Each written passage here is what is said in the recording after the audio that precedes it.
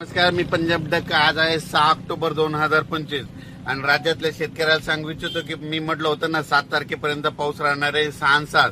तर काय झालं, बरेच मेसेज असे येईल की एक चक्रीवादळ येणार आहे आणि ते महाराष्ट्रात खूप पाऊस पडणार आहे.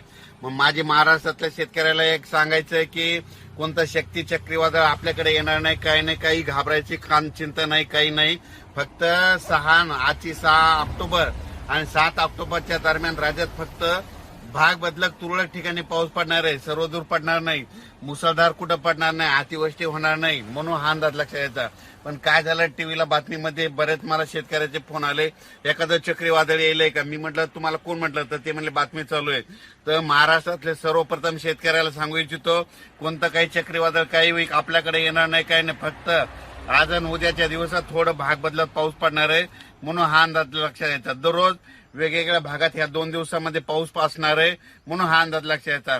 पण राज्यातल्या शेतकऱ्याला सांगू इच्छितो की तुम्ही काय करा, 15 तारखेपर्यंत जशी सोयाबीन काढायची तशी काढून घ्या, झाकून ठेवा, नसा मशीनमधून काढून घ्या. कारण की राज्यात आता 15 तारखेपर्यंत हवामान कोरडं राहणार आहे, म्हणून हा अंदाज लक्षात यायचा. राज्यात सध्या तरी असं मोठ्या पावसाचं सध्या तरी वातावरण नाही. फक्त पाऊस पडणार आहे, अर्ध्या तासाचा पडेल, 10 मिनिटाचा पडेल, 20 मिनिटाचा पडेल, कुठं रिमझिम पडेल, पण सर्वदूर असं सगळीकडे पाऊस पडणार नाही, म्हणून हा अंदाज लक्षात यायचा.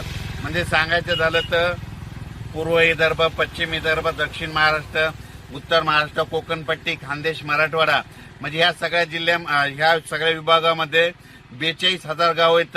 तर ह्या 42,000 गावामध्ये सगळीकडे पाऊस नाही पडणार, फक्त 10,000 गावामध्ये पाऊस पडत, सगळीकडे काही पडणार नाही. त्याच्यामुळे काही चिंता करायची गरज नाही.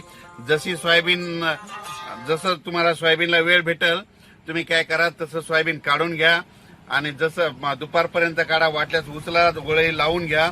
असं केल्याच्या नंतर तुमची सोयाबीन सुखरूप घरी येणार आहे. पण राज्यात मात्र खूप असा काही मोठा पाऊस पडणार नाही, म्हणून हा अंदाज सर्व शेतकऱ्यांनी लक्षात घ्यायचा. अचानक वातावरणात बदल झाला, लगेच एक मेसेज दिला जाईल. धन्यवाद.